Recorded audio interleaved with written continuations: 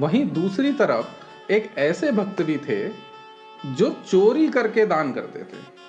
अब एक लड़की का उनको रिश्ता आया और लड़की की शर्त ये थी कि अब जो संपत्ति थी वो धीरे धीरे करके कम होने लगी। तो वो बोले, कौन से कृष्णा, हम किसी कृष्णा को नहीं जानते। तो वो उनके सामने कांपने लगे कि हे हमारे वस्त्र मत छीनो, हमारे सोना मत छीनो। और घर पहुंचे। अब पत्नी ने देखा कि 2 बच्चों को लेके हरपाल चले आ रहे हैं। जय भोलेनाथ।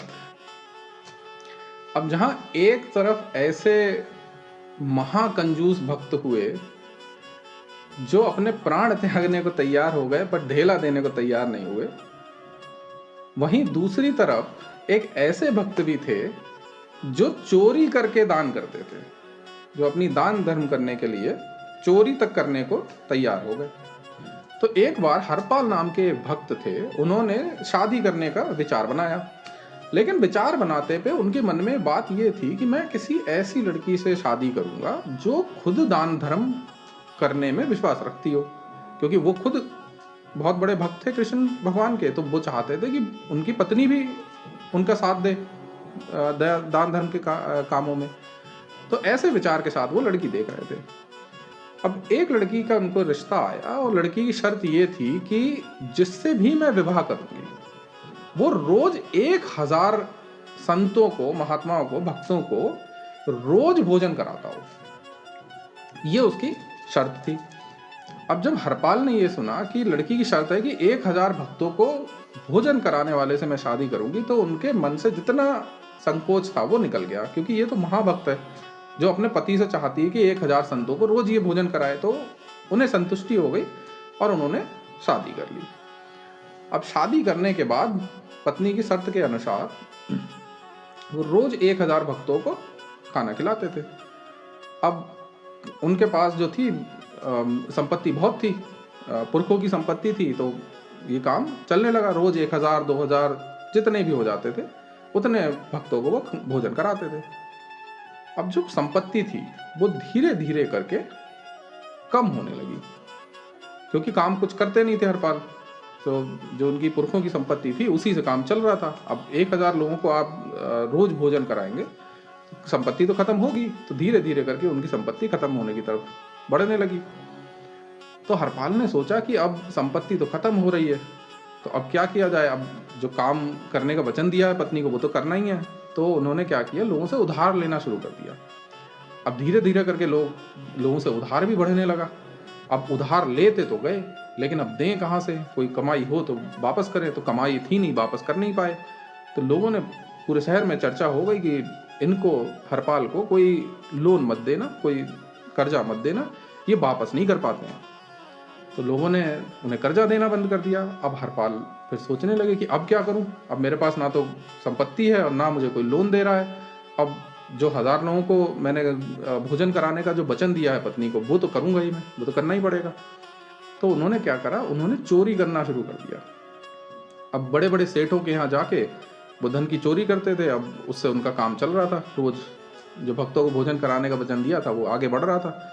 लेकिन अब धीरे धीरे करके जब शहर में चोरी की घटनाएं बढ़ने लगी तो लोगों ने अपने घर पे पहरा लगा दिया, तो उनकी चोरी करना भी मुश्किल हो गया। तो जब चोरी से काम नहीं चला तो उन्होंने सोचा कि चलो अब डकैती करते हैं। तो वो एक रास्ते के किनारे खड़े हो गए। जो उस रास्ते पे, जंगल का रास्ता था, जंगल के रास्ते पे जो भी गुजरता था उसे पकड़ के उसे लूट लेते थे। अब वो डकैती से काम चलाने लगे। अब 1000 लोगों का भोजन रोज डकैती से चल रहा था।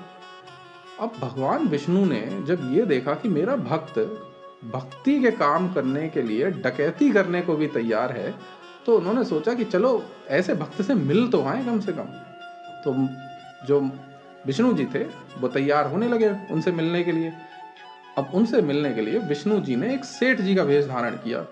गले में मोटी मोटी सोने की मालाएं पहनी, कमर में मोटी सोने की करधनी पहनी, हाथ में बड़े बड़े बाजूबंद पहने, लाठी जो सहारा लेके चलने वाली लाठी होती है वो सोने की लाठी ली, और मार पूरे शरीर पे सोना ही सोना पहन के वो निकलने लगे भक्त से मिलने के लिए।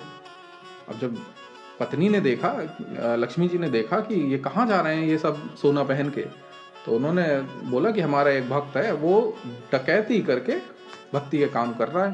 तो लक्ष्मी जी ने सब जब ये सुना तो आश्चर्यचकित हो गई। तो उन्होंने बोला कि ऐसे भक्त से तो हम भी मिलेंगे, हमें भी लेके चलो। तो जो लक्ष्मी जी थी उन्होंने भी खूब सोना चांदी श्रृंगार करके वो भी तैयार हो गई और जाने लगे। अब जिस रास्ते पे हरपाल खड़े होकर डकैती करते थे वो उसी रास्ते पे जाने लगे। अब जब वहां पे पहुंचे, हरपाल के पास पहुंचे, तो हरपाल ने देखा कि अरे ये तो 5 वर्षों का हमारा दान धर्म का इंतजाम होके आ रहा है, इनको लूट लिया तो 5 वर्षों का तो हो ही जाएगा दान धर्म। तो धीरे धीरे जब वो पास में आए तो हरपाल ने उनसे बोला हरे कृष्णा। तो वो बोले कौन से कृष्णा, हम किसी कृष्णा को नहीं जानते, काहे का हरे कृष्णा। उसने हरपाल ने सोचा कि ये तो कोई अधर्मी लगता है, ये भगवान में नहीं मानता है। तो जब और पास में आए तो उन्होंने देखा कि पीछे लक्ष्मी जी भी आ रही हैं, वो तो उनसे भी ज्यादा सोना पहने हुए हैं। तो जब ये देखा तो उन्होंने सोचा 5 वर्ष का इंतजाम ये है और 5 वर्ष का इंतजाम वो है, मेरा तो 10 वर्षों का इंतजाम हो गया, लूट लेता हूँ दोनों को। जब पास में आए तो हमने पकड़ लिया, सेठ जी को पकड़ लिया। सेठ जी से बोले निकालो, सब रखो मसाला यहीं, अपना सोना चांदी जो भी पहन के आए वो सब रखो। अब जो विष्णु जी थे वो अपने भक्त से डर के कांपने लगे।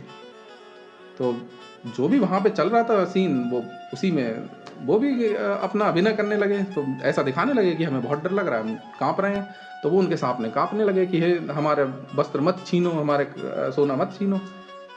और लक्ष्मी जी ने जब देखा कि विष्णु जी तो कांप रहे हैं भक्त के सामने, तो उन्होंने सोचा कि जिसने महापापियों का संहार किया है, जिसने बड़े बड़े राक्षसों को मारा है, वो एक भक्त के सामने डर से कांप रहा है।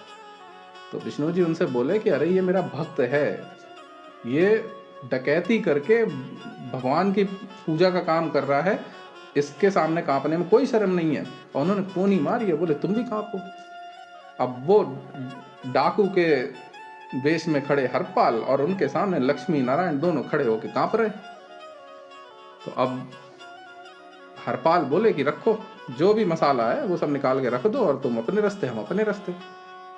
तो भगवान ने सारा सोना चांदी जो भी था वो निकाल के रख दिया, लक्ष्मी जी ने भी अपने गहने निकाल के रख दिए और वो अपने साक्षात रूप में आ गए।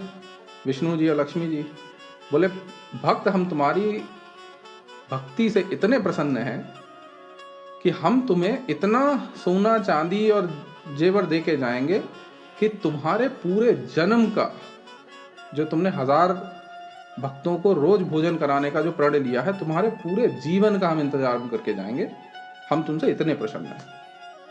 तो भक्त ने जब देखा, हरपाल ने जब देखा कि अरे ये तो साक्षात विष्णु जी हैं, तो वो गिर गए चरणों में।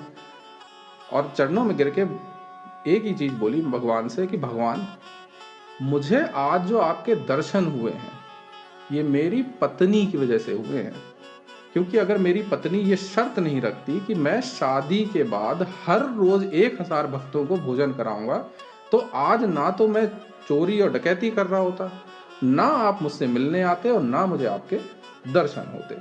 तो भगवान आपने मुझे तो साक्षात दर्शन दे दिए हैं, लेकिन मेरी पत्नी को दर्शन देके अवश्य जाइए। तो लक्ष्मी नारायण जो थे उन्होंने कहा ठीक है, हम तुम्हारी पत्नी को भी दर्शन देंगे, और दोनों छोटे बच्चे के रूप में आ गए। अब उन्होंने एक तरफ विष्णु जी को उठाया, एक तरफ लक्ष्मी जी को उठाया और चल दिए अपने घर। और घर पहुंचे, अब पत्नी ने देखा कि 2 बच्चों को लेके हरपाल चले आ रहे हैं। तो हरपाल ने कहा कि ये कोई साधारण बालक नहीं है, ये लक्ष्मी और विष्णु जी हैं, जिनके हमें तो दर्शन हो गए, तुम भी इनके दर्शन कर लो। और प्रभु की कृपा से हमने जो प्रण लिया है हर रोज 1000 भक्तों को भोजन कराने का, उसका इंतजाम भी प्रभु करके जा रहे हैं, तो अब हमें चिंता करने की आवश्यकता नहीं है।